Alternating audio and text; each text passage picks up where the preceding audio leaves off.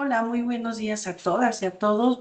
Es un gusto, dirigirme a ustedes, pues mis queridos estudiantes de la licenciatura en Derecho Internacional, en el marco, claro, de las actividades de Abril, Mes de la Lectura 2026, que esta edición pues está dedicada al homenaje de Paulo Freire, pues uno de los pensadores también influyentes en la educación crítica y de la formación de conciencias capaces pues de leer las realidades para transformarla.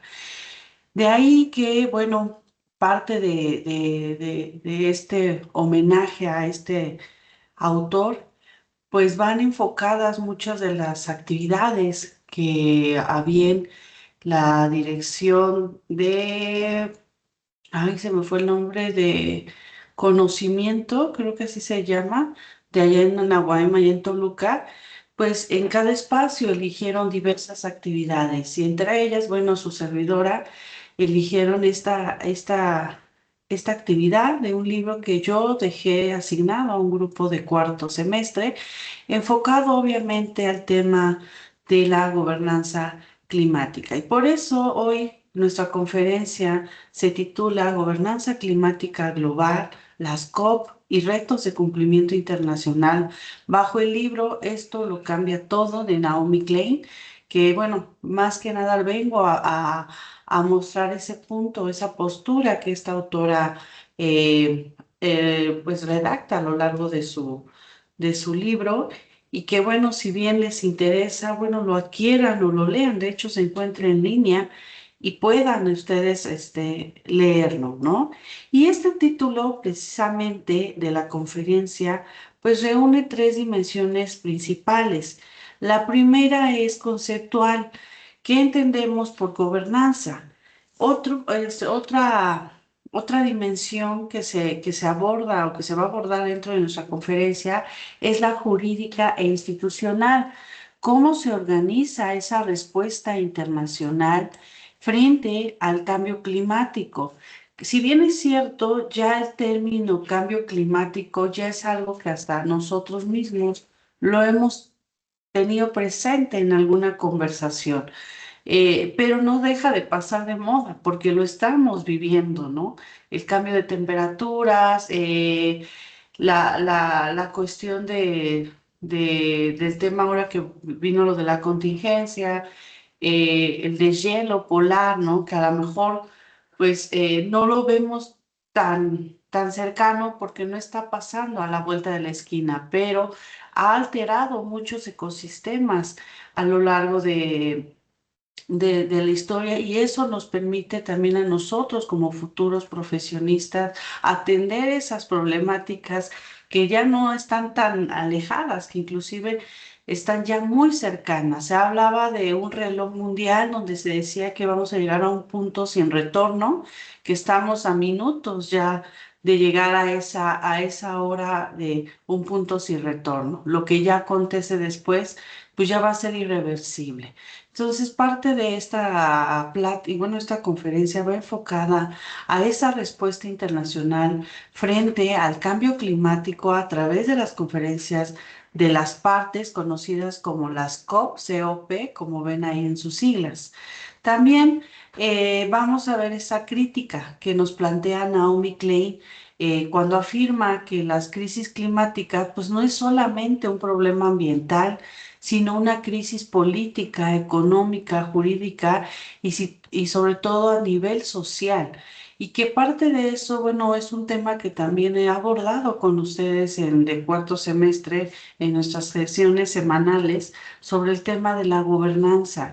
La gobernanza no está enfocada solamente en la cuestión política, sino se involucra gran parte de diversos actores, como parte de, como ustedes, como estudiantes, como la academia, esos estudiosos científicos, como también la parte jurídica, también la parte social y también la parte, política y económica, ¿no?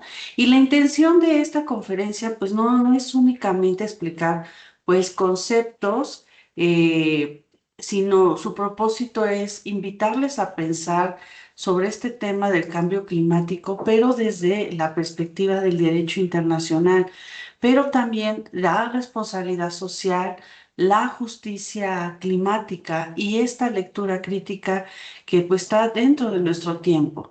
En el espíritu de Paulo Freire decía que leer un libro no significa repetir las ideas de manera pasiva, sino significa dialogar con la realidad y preguntarnos por qué las estructuras que producen esa desigualdad y reconocer que el conocimiento pues tiene sentido cuando nos permite comprender pues mejor nuestra sociedad y actuar sobre él. Y bueno, vamos a iniciar precisamente, bueno, antes de iniciar, pues sí, las reglas siempre en una actividad virtual, pues siempre es micrófonos apagados mientras el conferencista está hablando, de si pueden encender su cámara y bueno, pues anotar, ¿no? Preguntas y comentarios al final, ¿no? Y bueno, parte de esta de esta conferencia, bueno, vamos a lo que es, qué entendemos por gobernanza. Y para iniciar es necesario detenernos en esta palabra que ya es algo que se está usando en los últimos años y que en muchas ocasiones se utiliza este concepto como sinónimo de gobierno, pero no significa exactamente lo mismo. El gobierno suele identificarse con las instituciones formales del Estado, las autoridades ejecutivas, en casos como países como los parlamentos, por nuestro caso las cámaras, los tribunales, las dependencias administrativas, órganos públicos encargados en tomar esas decisiones. La gobernanza, en cambio, es un concepto pues más amplio donde se refiere a la forma en que distintos actores públicos, privados, sociales, científicos, comunitarios, inclusive internacionales, participan en la toma de decisiones, en esa construcción de normas, en la implementación de políticas y en la solución de problemas colectivos. La gobernanza, entonces, incluye al Estado, pero no se agota en el Estado. Incluye también a estos organismos internacionales, las empresas que tienen este sentido sustentable, organizaciones de la sociedad civil, las famosas ONGs a nivel internacional, las comunidades que son las principales afectadas cuando hay un cambio climático, un deterioro en su ecosistema, la misma academia, ¿no? Estos científicos que se dedican obviamente a estudiar, que gran parte de su vida es en ese sentido, los tribunales en la toma en las resoluciones de casos o problemáticas que llegan a resolver, instituciones financieras, para eso financiación de proyectos que se realizan, ¿no? Medios de comunicación y sobre todo movimientos sociales. Y cuando hablamos de gobernanza, hablamos, por lo tanto, de coordinación, de reglas, de responsabilidades, procesos de decisión, mecanismos de participación, esa transparencia de la información, la rendición de cuentas y esa capacidad de respuesta frente a problemas complejos. Aquí la gobernanza aparece precisamente cuando los problemas públicos no pueden resolverse mediante una autoridad única, vertical así aislada, que usualmente eso se hacía, el Estado tenía que resolver y obviamente los problemas los superaban. Por eso empezaron a surgir actores, empezaron a surgir esos actores que hacían el llamado al Estado de que tenía que atender porque ya había una afectación ya hacia la salud, hacia los ecosistemas de esa vida. Y si yo restringía como Estado esa participación ciudadana o tapaba o no escuchaba lo que las comunidades afectadas decían, pues obviamente el problema se mantenía o se agravaba, ¿no? Y en la cuestión ambiental, en las decisiones o el tiempo que se tarda para atender esa cuestión puede ser irreversible, ya no se puede reparar un ecosistema. Entonces, el cambio climático, pues es uno de los ejemplos pues, más claros de esta complejidad.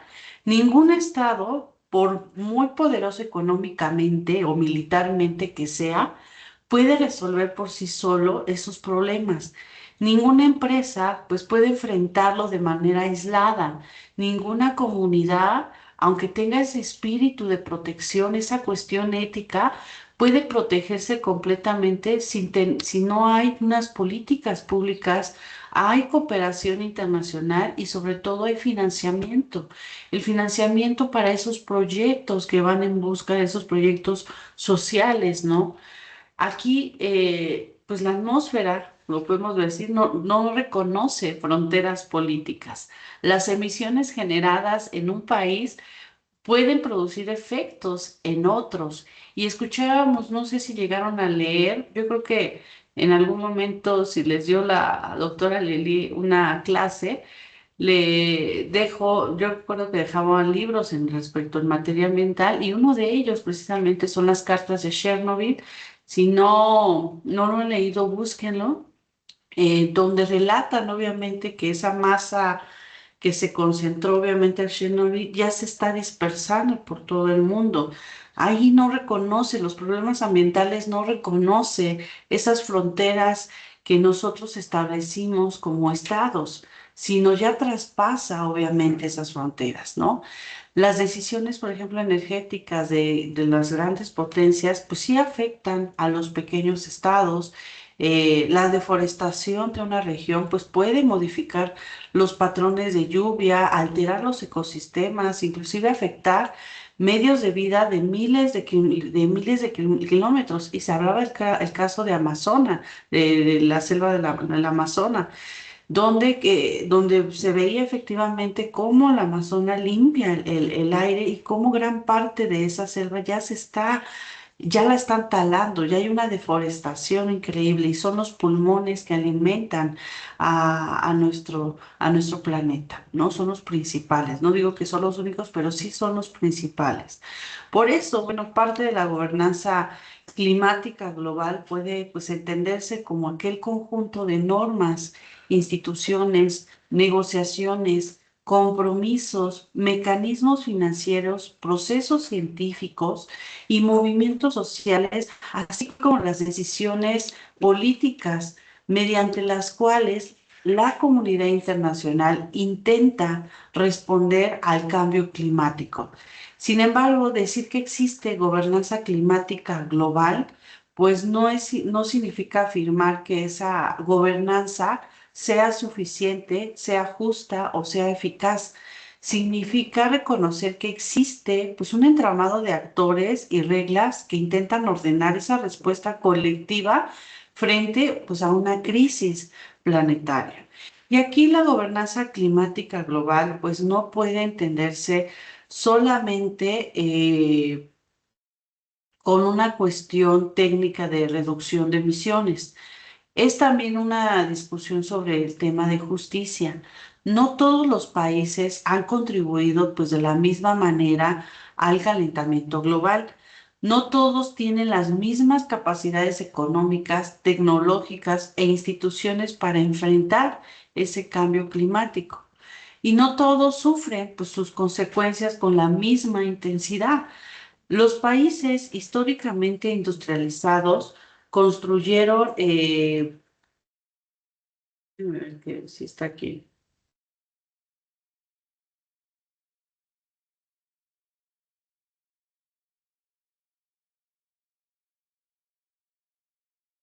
Construyeron precisamente buena parte de su desarrollo económico a partir del uso intensivo del carbón, del petróleo y sobre todo del gas.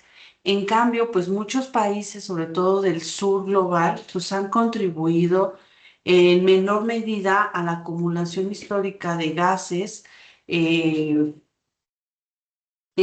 de gases de efecto invernadero, pero esos países que han contribuido menos a las emisiones de gases invernadero enfrentan graves impactos como cuáles, pues las sequías, la pérdida de cultivos, la elevación del nivel del mar, la inseguridad hídrica, la degradación de sus ecosistemas y obviamente al ver ese escenario tan hostil, pues ¿qué va a generar? Un desplazamiento humano, o sea, la gente no se va a quedar ahí porque no hay cómo, o no hay formas de cómo vivir de esa manera. Si hay sequías, ¿cómo cultivo para alimentarme?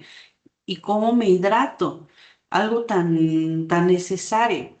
Entonces ha generado otro impacto social que es la del desplazamiento humano. Y aquí aparece un principio central dentro del derecho internacional ambiental, que es el principio de responsabilidades comunes, pero diferenciadas y capacidades, perdón, respectivas.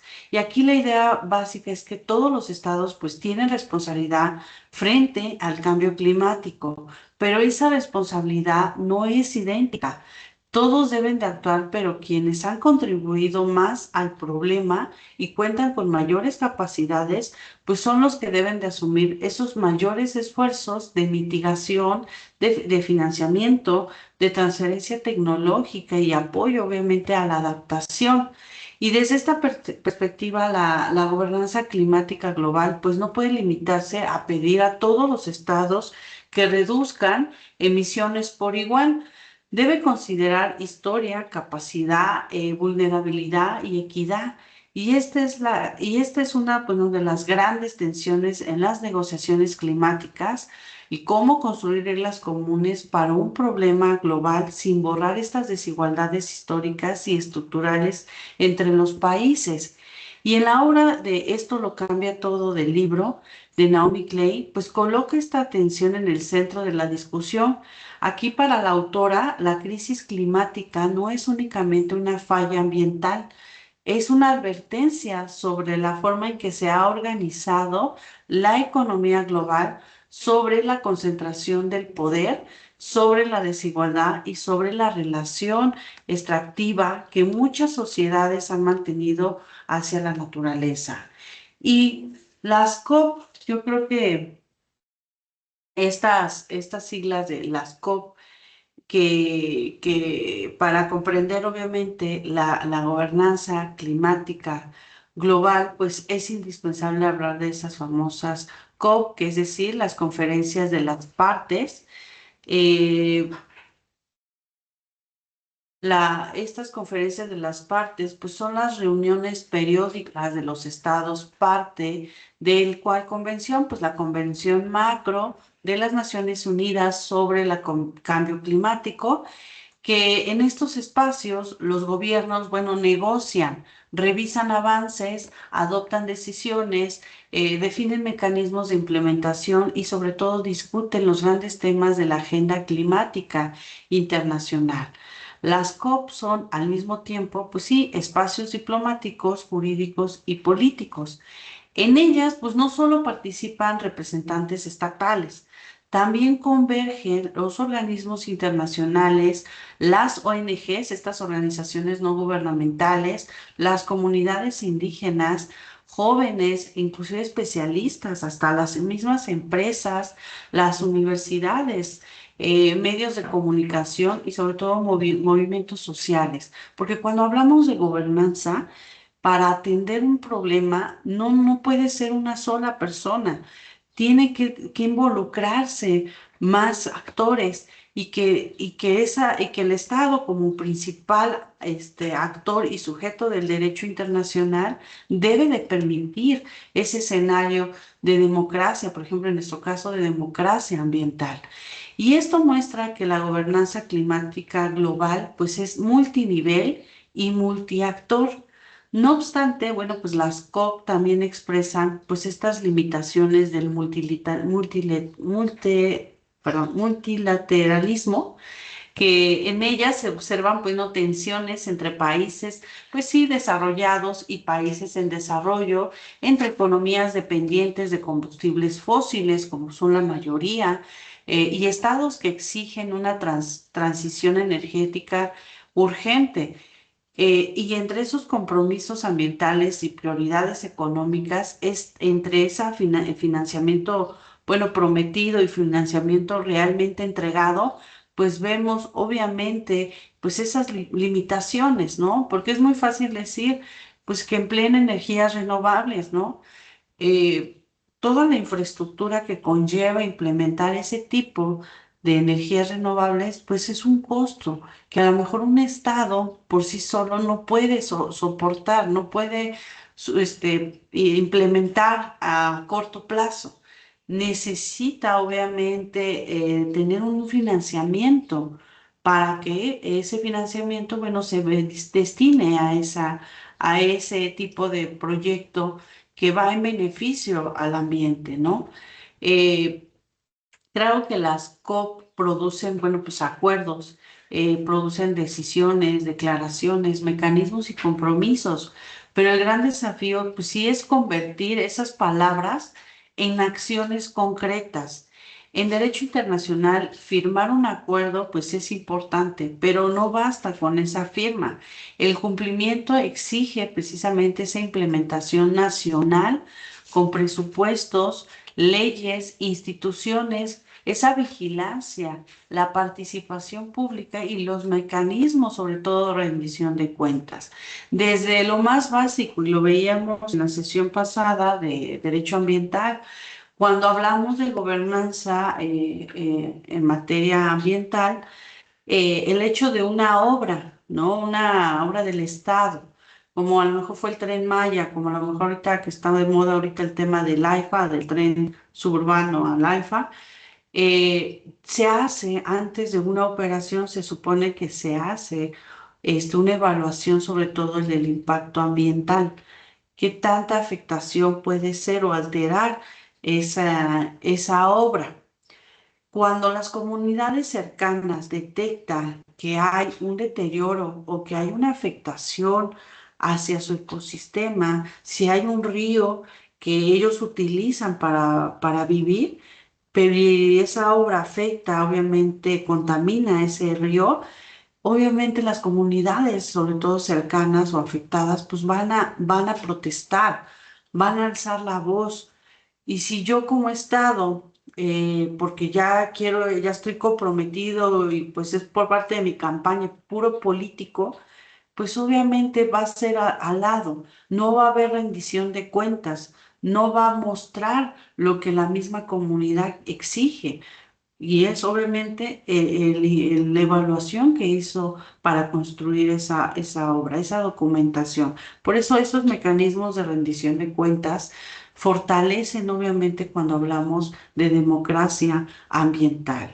Pero hoy les pregunto, hoy desaparecieron ese tipo de organismos autónomos que como es el IFT, como es hay la de competencia económica, como también es el INAI, que era el Instituto Nacional de Transparencia. Todos esos organismos autónomos desaparecieron en este gobierno. Eso obviamente muchos inclusive marcaron como un retroceso hacia una democracia. ¿Por qué? Porque ahora todo lo controla el Estado. Y por eso, pues una pregunta aquí para cualquiera de ustedes, mis estimados estudiantes de Derecho Internacional, pues es la siguiente. Por ejemplo, ¿las COP están transformando realmente esta acción climática global o solamente están administrando políticamente la crisis? Y bueno, esta pregunta a lo mejor resulta incómoda, no tanto para ustedes, porque ustedes están formando, están creando su propio criterio. Pero para las COP, obviamente esta pregunta puede ser, pues sí, incómoda porque realmente, pues la respuesta no es simple. Las COP pues, han permitido construir lo que sí, pues un lenguaje común, establecer pues metas globales, generar mecanismos de transparencia y reconocer que hay una urgencia climática, pero pues también han sido criticadas por su lentitud, por la insuficiencia de los compromisos y por la distancia entre los discursos diplomáticos que se realizan, por ejemplo, ahí en la Asamblea de las Naciones Unidas y la realidad de las emisiones globales, porque mientras ahí se está discutiendo, se está negociando, las emisiones están constantemente. No hay un control, no hay una reducción. Y bueno, pues yo creo que se les viene a la mente, pues uno de los principales instrumentos, pues centrales de la gobernanza climática global, pues fue el Acuerdo de París. Y se trata de un tratado internacional que ya ustedes bien lo ubican en 2015, que durante una conferencia de las partes, el COP 21, entró en vigor posteriormente en 2016 Y este acuerdo de París, su objetivo principal es fortalecer la respuesta mundial frente al cambio climático, manteniendo pues el aumento de la temperatura como una medida mundial muy por debajo de 2 grados Celsius respecto de los niveles, bueno, preindustriales y procurando, bueno, limitarlo a 1,5 grados Celsius. Y este acuerdo, pues, representa, pues sí, el cambio importante en la arquitectura jurídica climática, que a diferencia de modelos más rígidos, su funcionamiento se basa en las contribuciones determinadas a nivel nacional, conocidas como NDC, y que cada estado debe de preparar, debe de comunicar y mantener sus propias contribuciones en las que establecen sus metas y acciones de mitigación y adaptación. Claro que esto, bueno, pues sí tiene una ventaja y una debilidad. La ventaja, pues, es que permite una participación amplia de los estados, porque cada país define sus compromisos de acuerdo con sus circunstancias nacionales. La debilidad, pues, es que el nivel de ambición, pues sí depende en gran medida de la voluntad política interna de cada estado. Si las contribuciones nacionales, pues, no son suficientemente ambiciosas, la suma de estos esfuerzos no alcanza para cumplir esa meta global. Además, bueno, pues el cumplimiento internacional en materia climática, pues sí opera de manera distinta a otros regímenes jurídicos, porque no existe una policía climática mundial, no existe un tribunal climático universal con competencia obligatoria para sancionar automáticamente a los estados que incumplen sus metas. Aquí el sistema descansa en la transparencia, en la revisión periódica, en la presión diplomática, en la reputación internacional, por ejemplo, en la cooperación financiera y en la actualización, pues sobre todo progresiva de estos compromisos. Y esto, bueno, pues a pesar de esto, pues no significa que el Acuerdo de París, bueno, carezca de una relevancia jurídica, sino significa que su fuerza depende de una combinación de derecho, de política, de cooperación, de la misma vigilancia social y de la presión internacional y sobre todo de la vigilancia y presión que ejercen las famosas ONGs, estas organizaciones no gubernamentales como Greenpeace. Yo creo que es una ONG muy conocida. La cuestión de las mismas comunidades, esa presión que ejercen ya no a nivel nacional, sino también a nivel internacional, gracias al papel que juega a las ONGs. Por eso, bueno, pues el reto no es solamente pues normativo, el reto es institucional, financiero y sobre todo político. De ahí que, bueno, parte de los retos de actuales, sobre todo de cumplimiento internacional, pues está marcado como el primer reto es la brecha entre un compromiso y una acción. Porque sí es muy bonito el escenario donde están reunidos todos los estados, donde están negociando, haciendo sus compromisos internacionales, pero eso, llevarlo a la acción, el decirle a un país que depende del combustible fósil, que su principal economía es el petróleo, decirle, oye, reduce tus emisiones, pues claro que hay una gran brecha ahí. ¿Por qué? Porque ese país tiene que transformar toda su infraestructura. Y si es un país en desarrollo, como el caso de México, y ya ni hablamos de países menos desarrollados, ¿no? ¿Cómo va a ser ese cambio por sí solo, ¿no? Aquí los estados pueden presentar metas muy ambiciosas en sus documentos oficiales, pero la crisis climática, bueno, exige resultados verificables, ¿no? Reducir esas emisiones, pues no es una promesa retórica, implica transformar sistemas energéticos, transporte, la industria, la agricultura. Si un país que dejó en olvido la agricultura, pues es un país que también está en un retroceso y no va a poder avanzar en esta cuestión. Patrones de consumo. Simplemente yo, por ejemplo, a mis chicos de tutoriales hay una actividad que les dejo de calculen su huella ecológica, pero no solamente calcúlenla, sino hagan algo, ¿no? O sea, si mi huella ecológica casi me dice, eres un ser humano que estás destruyendo el planeta, hay que cambiar algo, ¿no? Desde a lo mejor mis hábitos por ejemplo, de baño, ¿no? Si me tardo media hora ahí en el baño porque pues, estoy cantando las canciones del momento, pues obviamente yo tengo que reducir mi tiempo, ¿no? Del uso del agua, que estamos obviamente en una crisis hídrica. Tal vez ustedes no lo han visto al 100, pero el día de que esa llave por un mes, una semana, no salga nada de agua, ya nos volvemos locos. Ahora imagínense un mes o esos países como en África que tienen que recorrer distancias para ir por un balde de agua y cargarlo casi todos los días. Y nosotros porque a lo mejor un día nos cortaron unas horas el agua. Entonces, la huella ecológica que yo sí suelo dejarles a los chicos que hagan es para de una manera también que se concienticen en sus hábitos, los productos que consumimos. Hoy no sé si han visto que todos los productos están súper empaquetados y qué hacemos con todo ese empaque, ¿no? Cuando envolvemos, ¿no? O sea, un producto, simplemente me viene a la mente, por ejemplo, un desodorante, ¿no? Hay desodorantes que a lo mejor pues nada más agarras el envasilla, pero hay desodorantes que están dentro de otra caja. ¿No? Y luego te venden los paquetes y son tres o cuatro o cinco y vienen más y más pues, cuestiones. ¿Qué hacemos con todo eso realmente? ¿Lo separamos y realmente tenemos a lo mejor esos servicios públicos para poder que la sociedad pueda llevarlos?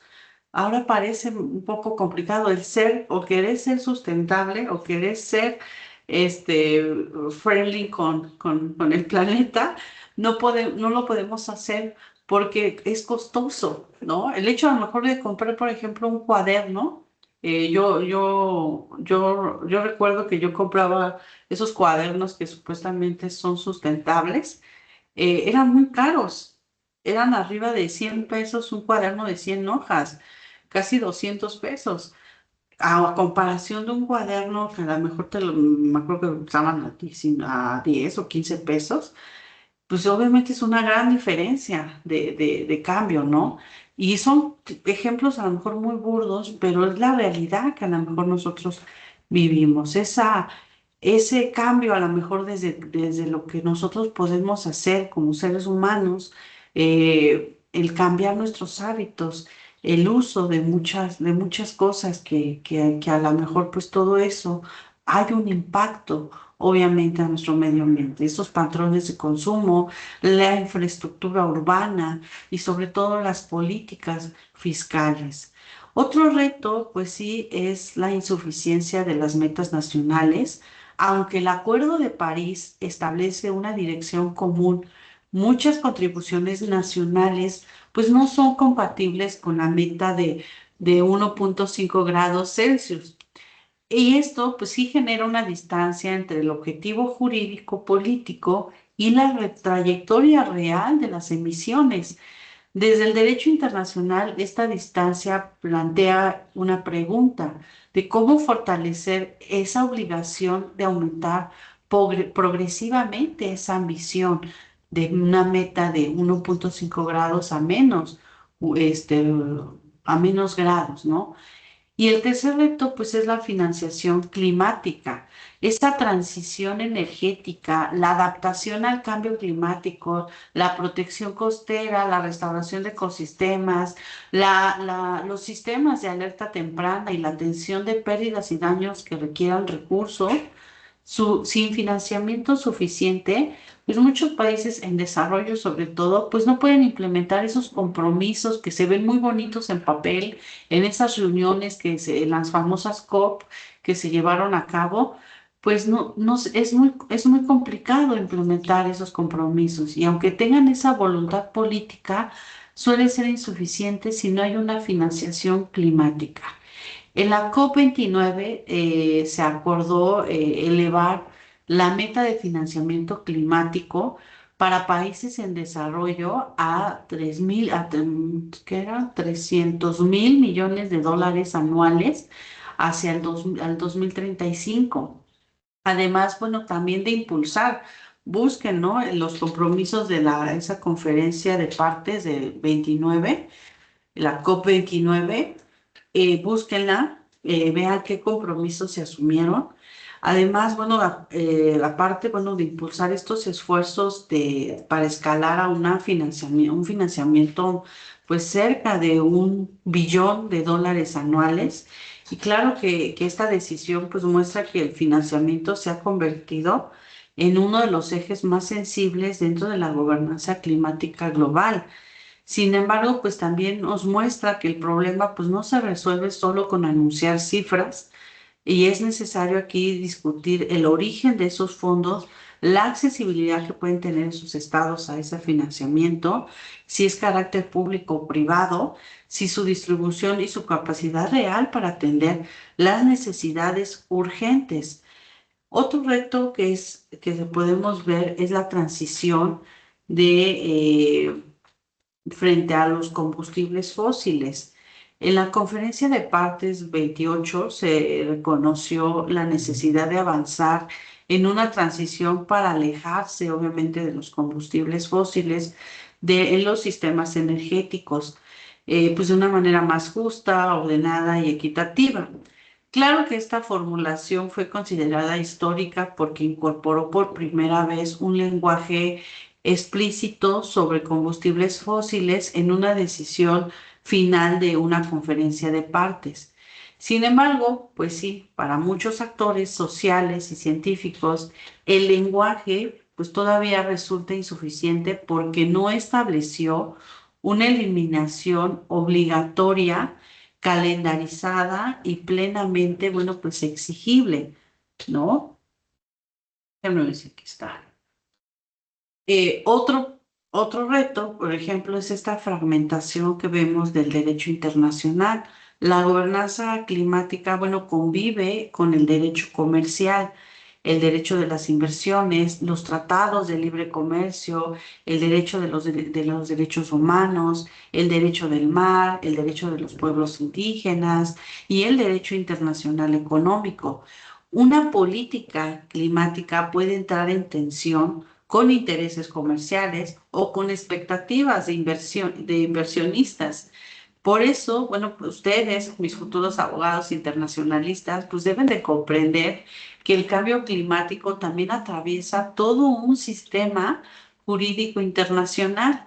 Por eso ahí que ustedes cuando estudian una licenciatura, por eso ven muchas áreas del derecho, no con la finalidad de que ustedes conozcan todo globalmente, pues eso realmente es muy complejo, por eso la especialización es importante en un abogado, porque permite concentrar, obviamente analizar una problemática que esté enfocada en esa área del derecho.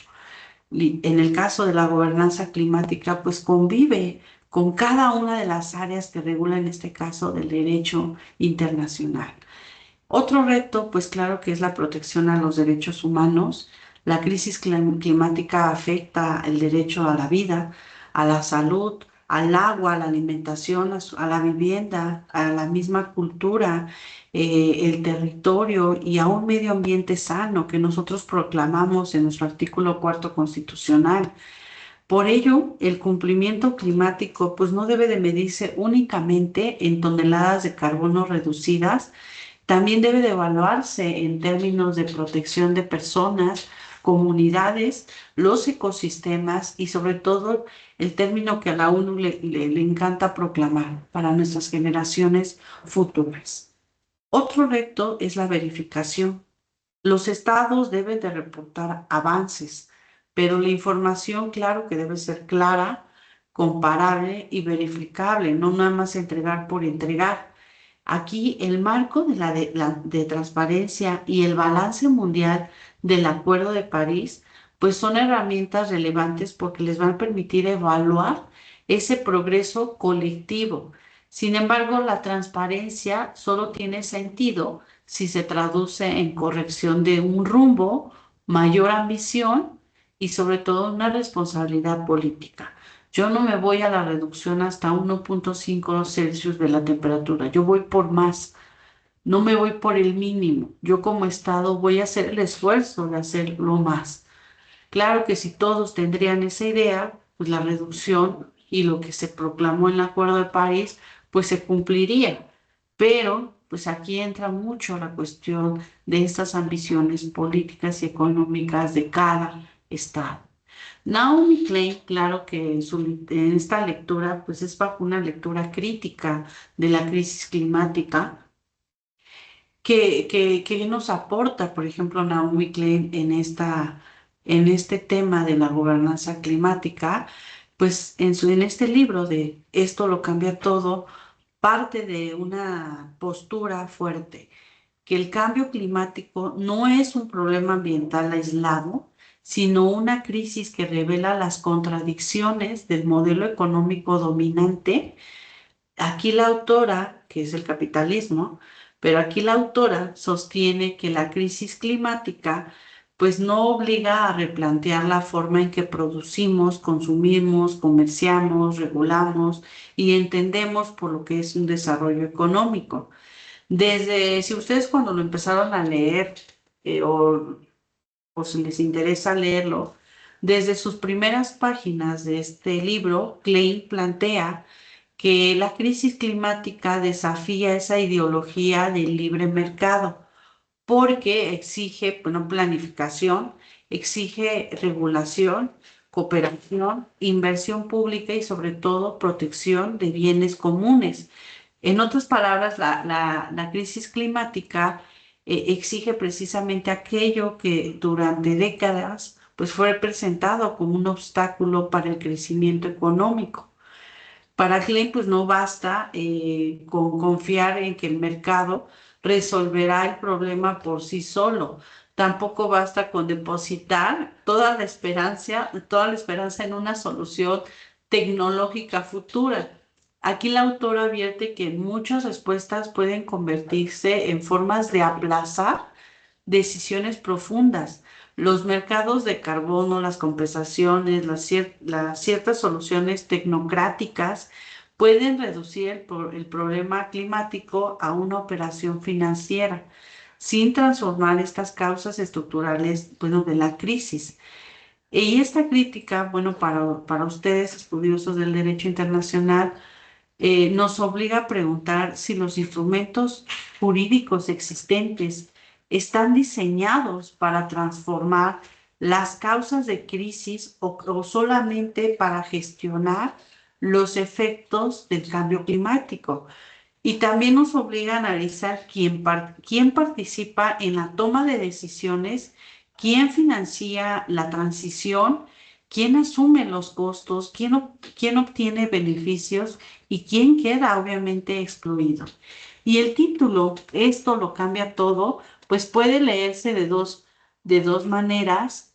eh, en el sentido de que puede significar que el cambio climático transformará de manera inevitable nuestras condiciones de vida si no actuamos, pero también puede significar que la respuesta a la crisis climática puede convertirse en una oportunidad para transformar democráticamente nuestras sociedades, fortalecer lo público, reducir desigualdades y construir una relación distinta con la naturaleza. Por eso una de las aportaciones también que nos hace Clay en el libro es insistir en que la crisis climática no puede separarse del poder y no se trata únicamente de la energía, también se trata de quién decide sobre la energía. No se trata únicamente, por ejemplo, de las emisiones, sino se trata de quién produce esas emisiones, quién consume, quién contamina, quién regula y quién paga esas consecuencias. La gobernanza climática global puede tomar caminos muy distintos, puede convertirse en una gobernanza orientada hacia la justicia, hacia esa cooperación, a esa transición justa y protección obviamente a los derechos, pero también puede convertirse en una gobernanza limitada, subordinada o a intereses obviamente económicos, incapaz obviamente de cuestionar esas estructuras que provocan esas crisis. Por eso el concepto de justicia climática sí es indispensable porque la justicia reconoce que el cambio climático no afecta a todas las personas por igual. Las comunidades más pobres, y eso es una realidad, los pueblos indígenas, las poblaciones rurales, las personas que viven en zonas costeras, los pequeños estados insulares, mujeres, niños y grupos históricamente excluidos suelen enfrentar esos estragos, esos mayores riesgos al tema del cambio climático. Aquí la justicia climática también reconoce que muchas comunidades que menos han contribuido a esa crisis, pues son los que enfrentan esos mayores daños. Y desde el derecho internacional esto nos obliga a vincular el cambio climático con los derechos humanos. Cuando yo les digo a mis estudiantes, los derechos humanos están en todos lados. Así muy capitalistas que seas, muy comercial que quieras estar o enfocar, los derechos humanos están ahí. Está la responsabilidad internacional, está la cooperación, el financiamiento. En el caso desde el punto de vista del derecho internacional, obliga a vincular ese cambio climático bajo esa perspectiva del derecho humano, de la responsabilidad, de la reparación, pérdida y daño, así como esa protección a esas personas desplazadas por esos factores ambientales. En este sentido, bueno, esa transición energética pues no puede evaluarse únicamente por su capacidad de reducir emisiones. Una transición, cuando se habla de esa transición que produce esa desigualdad, despoja territorios o vulnera derechos a indígenas, no puede considerarse plenamente justa. Por eso la transición debe de ser ecológica, pero también democrática. Y hablar de democracia implica la participación de la ciudadanía. Como Estado debo de permitir que exista participación ciudadana. A lo mejor lo que digan me va a incomodar porque me van a decir que no estoy haciendo mi trabajo, pero por eso las ONGs, la sociedad civil organizada, es la piedrita de los zapatos de todos los estados, porque le señalan los errores, le señalan, oye, aquí no estás atendiendo, porque el Estado, pues al asumir todo un control, algo se le tiene que salir de las manos. Y muchas veces pues afecta obviamente a estos grupos vulnerables, a estas comunidades. El hecho de que yo quiero construir un aeropuerto porque quiero ser reconocido como meramente político, tiene un impacto contrario y nocivo, ¿no? A un impacto ambiental y que ya estamos afectando a los derechos humanos de esas comunidades. Una cuestión política.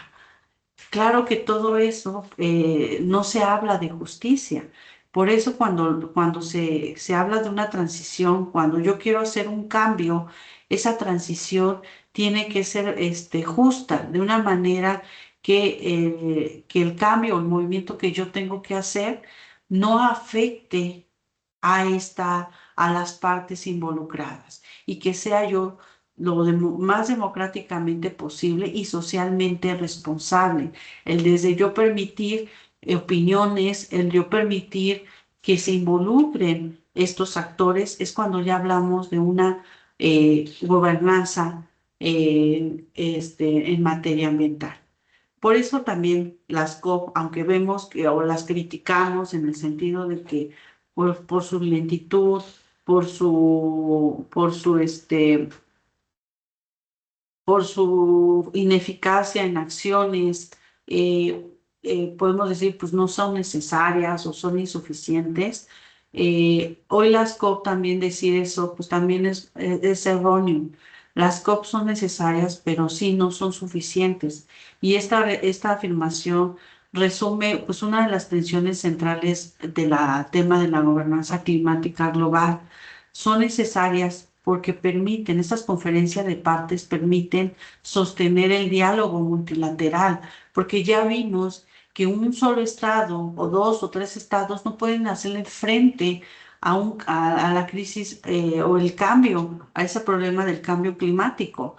Tiene que estar involucrado todos los estados. Y si yo no pongo un escenario donde puedan involucrarse, pues no se va a poder resolver. Por eso las COP son necesarias, pero sí están siendo, no son suficientes. Y claro que es necesarias en esto de sostener el diálogo, el actualizar los compromisos, el crear mecanismos financieros, el visibilizar las demandas y mantener pues esta arquitectura internacional común. Sin estas conferencias, el régimen climático pues sería mucho más débil y obviamente estaría fragmentado. Pero pues claro que no son suficientes porque el cambio climático pues está avanzando, mientras esos están dialogando, están negociando, el cambio climático no está detenido, o sea, no está estático. Está obviamente cambiando con esa mayor rapidez que una negociación diplomática. Y muchas veces las decisiones adoptadas pues ya llegan tarde o con un lenguaje pues ya jurídicamente débil. En otros casos los acuerdos reconocen la urgencia, pero dejan amplio el margen para que los estados posterguen transformaciones internas profundas, como pasó con el Acuerdo de París. El problema pues no es nada más jurídico, es político. Las conferencias de las partes o las COP reúnen a estados con intereses distintos, capacidades pues desiguales y dependencias económicas pues claro que diversas. Y algunos países exigen financiamiento y justicia histórica y otros buscan proteger sus industrias estratégicas y algunos defienden la eliminación progresiva de combustibles fósiles. Todo, imagínense, todas esas posturas en un escenario, en una COP, en una conferencia de partes, pues es obviamente, no es algo que se resuelva en una hora. Escuchar a las partes, ¿por qué defiendes tú el uso del combustible fósil? ¿Por qué tu estado exiges obviamente una transformación? Porque a lo mejor tú eres un país que económicamente es estable, pues puedes hacer ese cambio a energías renovables.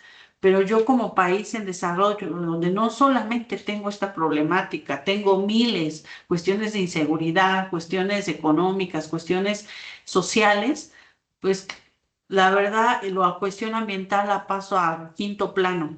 Ahorita estoy enfocado con esto porque también estoy asegurando mi poder en los siguientes años venideros, ¿no? Pero no entienden que todos estamos en un mismo barco, donde si ese barco se hunde, nos hundimos todos. Y al referirnos al barco, nos referimos al planeta. Si no estamos atendiendo, vamos a llegar a esa hora cero donde ya no va a haber retornos, ya no va a poder decir, ahora sí ya me voy a poner a trabajar, ya voy a implementar las energías renovables, ya ahora sí lo voy a hacer. Aunque las implementes, ya no va a haber retorno, ya no se va a sanar ese ecosistema. Aunque quieras pagar o que quieras hacer responsable a la persona o a la empresa o sancionar obviamente a ese estado, ya no se va a recuperar ese ecosistema. Y es lo que no hemos entendido, que en materia ambiental, una reparación del daño, cuando obviamente se asumen esa responsabilidad, ya no hay retorno, ya no se recupera difícilmente, y eso pasa mucho en materia ambiental. Si yo ya deforesté ese principal lugar donde daba o alimentaba o ese pulmón de esa zona o del planeta, yo ya lo deforesté, ¿qué me espera? Pues un desequilibrio ecosistémico y que eso obviamente no va a haber retorno, no se va a recuperar. Y eso es lo que hemos, en materia ambiental, es lo que no se ha entendido aún, de que la lentitud en la toma de decisiones pues ya no va a ser obviamente factible. Por eso en el contexto del derecho internacional funciona como, pues sí, un campo de negociación. Sus normas pues no surgen en abstracto, surgen de correlaciones de fuerza, de disputas diplomáticas, presión social, evidencia científica y sobre todo de la negociación económica. Por eso estudiar las conferencias partes desde ustedes, desde su perspectiva jurídica internacional, implica comprender tanto los textos jurídicos como los procesos políticos que los llegan a producir. Y aquí, bueno, pues la pregunta pues no debe ser solamente qué se acordó en una conferencia aparte.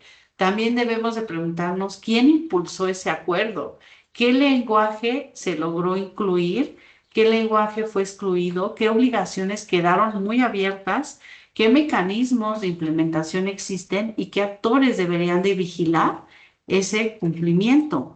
Y el cumplimiento internacional en materia pues climática requiere pasar del tratado a la realidad.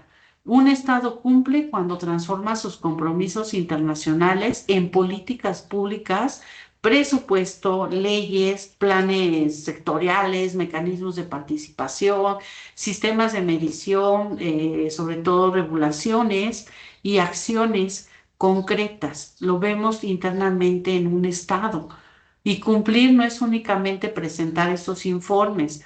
Cumplir, pues, es reducir realmente las emisiones reales de carbono, adaptar esos territorios vulnerables, proteger esos ecosistemas, donde si yo ya di permisos para que destruyeran ese manglar y pusieran una zona hotelera para el turismo, o ya lo vendía al sector privado, pues es decir, no, retrocedo en ese permiso. Cumplir es prevenir daños.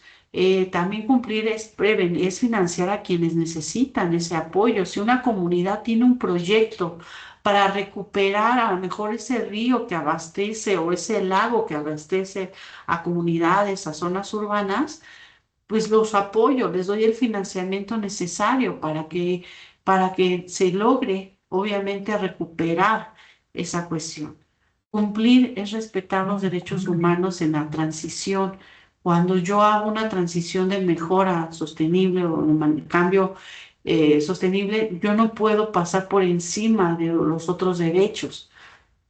Cumplir es actuar con la urgencia que exige también nuestra ciencia climática.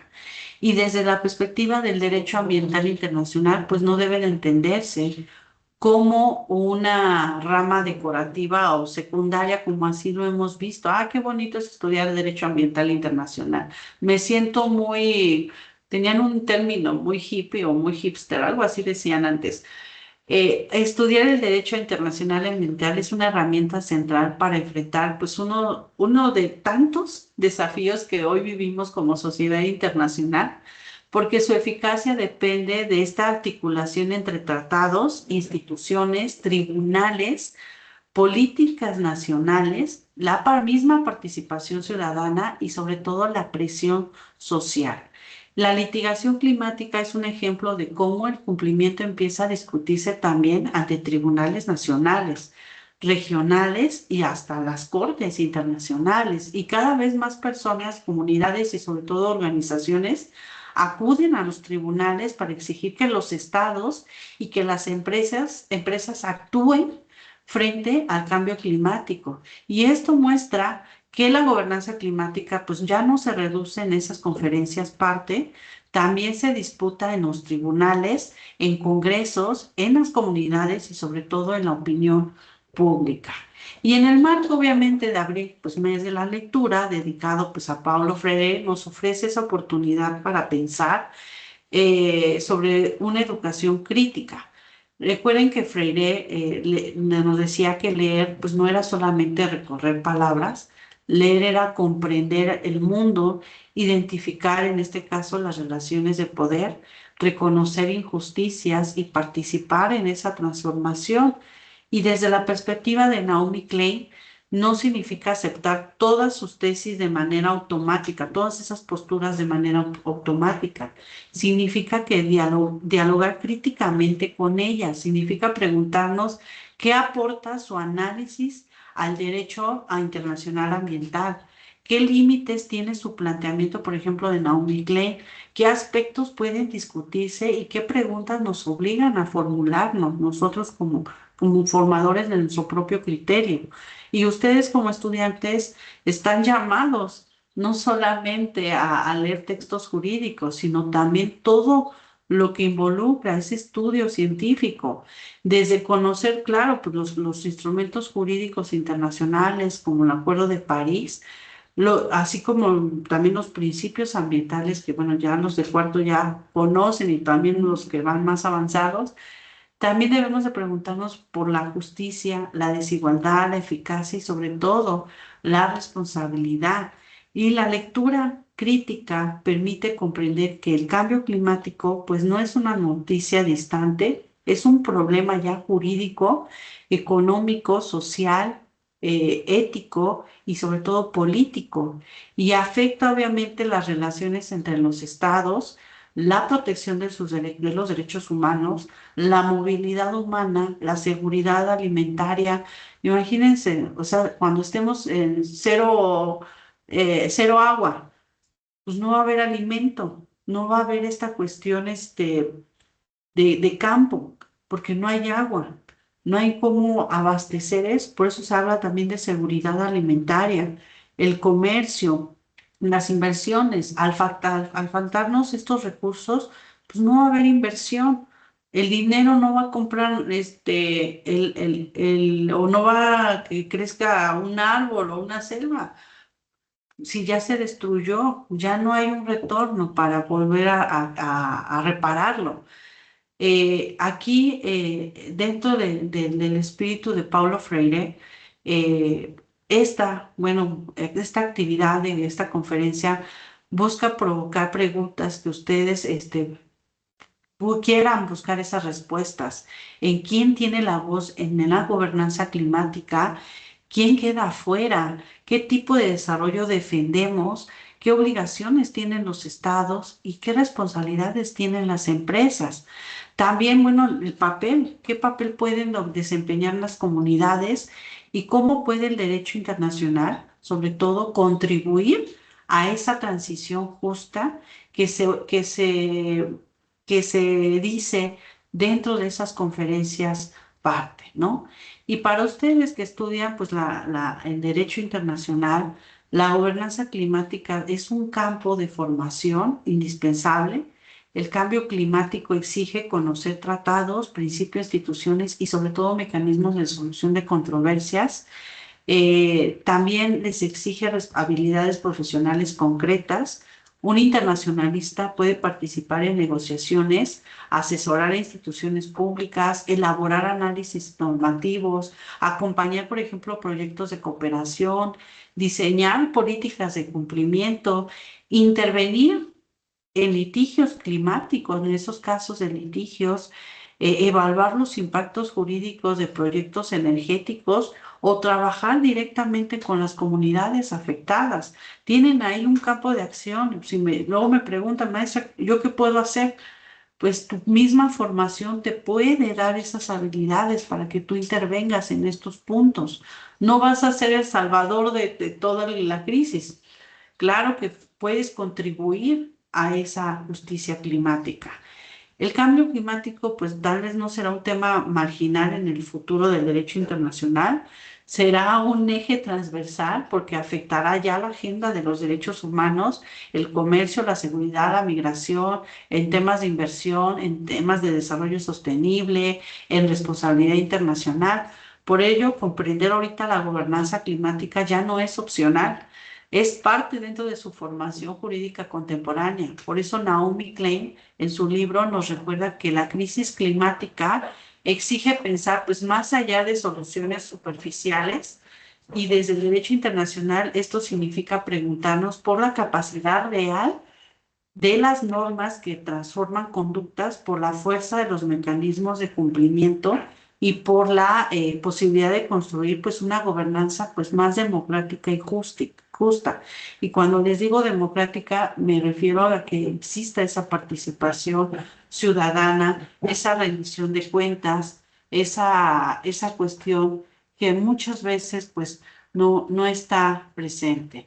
Y ya para concluir, en esta actividad, sí quisiera mencionar que la tarea que ustedes, pues no es fácil, la que viene más adelante, que ustedes pues son las parte de las generaciones futuras, futuros abogados, internacionalistas, y que parte de la lectura de este libro sí les va a dar una visión sobre todo de los grandes problemas globales que requieren obviamente pues ser atendidos y nosotros desde el punto de vista pues sí jurídico. También la tarea de nuestra generación es precisamente aportar nuestro grano de arena, ¿no? Desde lo que ya estamos haciendo, estamos formándonos para ser futuros licenciados en Derecho Internacional, pues es una invitación también de que ustedes continúen en ese fortalecimiento. La lectura es sí o sí. Tal vez me digan, no me gusta leer, pues yo les diría, no sé por qué escogiste la carrera. Todas las carreras en el área social requieren lectura. Eh, es algo indispensable. No puedes ir en tu carrera y si no leer. Este libro nos aporta una visión crítica, obviamente, a las decisiones políticas que se han asumido a través de estas conferencias parte. Y como futuro abogado internacionalista, pues debo de conocer, debe ser parte de mi lectura, porque es comprender que frente al cambio climático, pues no basta con mirar, es necesario interpretar, participar y sobre todo transformar. Y de mi parte es todo. Les agradezco mucho su atención. Espero que les interese este libro. Lo pueden encontrar en línea y puedan ustedes leerlo y formar su propio criterio, ¿no? Gracias por su asistencia y bueno, si tienen alguna duda, pregunta, pues pueden levantar su manita. Sobre la asistencia, cuando ustedes permanecen en las reuniones, por ejemplo en Teams, se genera la lista de asistencia. Entonces, con eso basta. Ya si entran después, ya no se registra en la asistencia. No sé si se han percatado de eso, ¿no? Que cuando ya se cierra la sesión o se guarda la grabación, pues ya queda la asistencia ahí, el archivo, ¿no? Y ustedes también lo pueden ver. Y no se puede modificar, ¿no? O sea, pueden descargar y lo quieran modificar, pero el original está ahí y ahí está registrada su base de datos. Entonces, con eso basta. Con eso yo, en su caso, si son de cuarto, yo subo su evidencia y yo les asigno la calificación, ¿sale? En el caso de si les pidió algún maestro, pues ya pues se queda en el chat de Teams la grabación, se queda obviamente pues, la lista de asistencia, que esa misma se la comparto a los docentes para cualquier tema que les dejara, ¿sale? Bueno, no sé si hay otra pregunta.